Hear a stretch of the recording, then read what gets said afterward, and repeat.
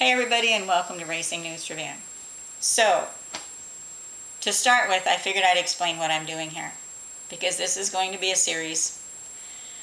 A while back, I purchased a bunch of racing programs. These are old. I love vintage paper.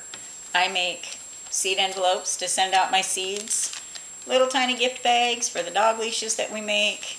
They come in different sizes. Bigger envelopes. This is out of a dictionary from 1913. And then even the scrap gets used for stuff people can use in their journals, their scrapbooks, whatever. I just don't want to see it go to waste. And then I repurpose all of the book covers to make journals.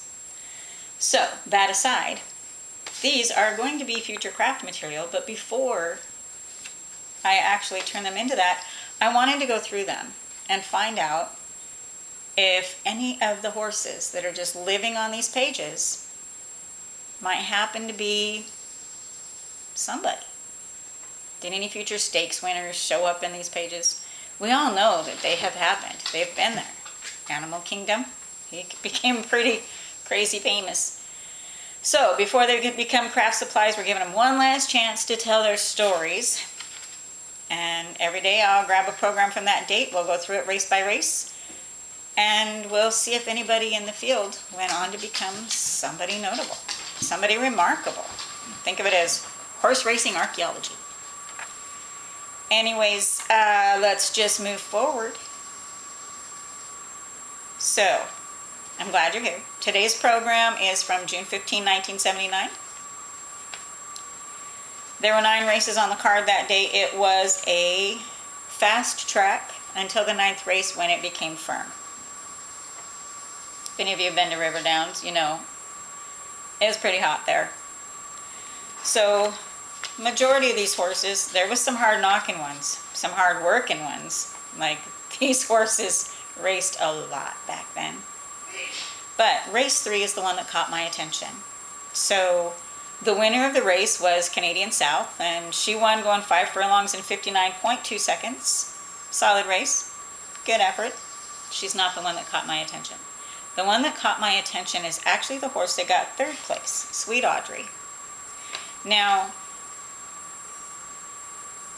she wasn't notable that day. 3rd place is good. It was her first start.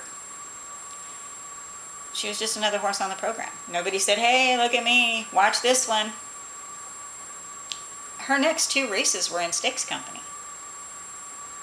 And she came back and won at River Downs after running in 2 stakes races. Black types, but still stakes races. Well, then she went on and won the Emerald Necklace Stakes, another black type. Then the Ohio Debutante, another black type. And then she was 2nd in the Grade 3 Poinsettia Stakes at Hialeah. So now she meant business. Now here's a pretty big deal. She ran in the Kentucky Oaks. I believe she got 7th.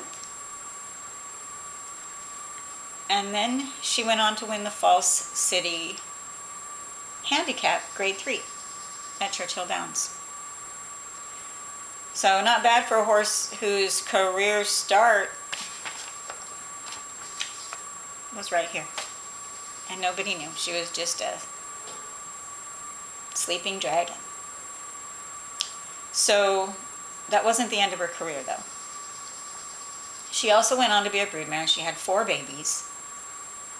2 of them were stakes horses. One of them was a black type stakes winner. So everybody watching the winner of race 3 on June 15th, a future graded stakes winner, and Kentucky Oaks runner was quietly standing in the same starting gate. And that's exactly why we're doing this. Because somewhere in these old programs, there's stories hiding in plain sight, waiting to be told. So thank you all for hanging out with me for the very first episode. Tomorrow we'll dig into another program,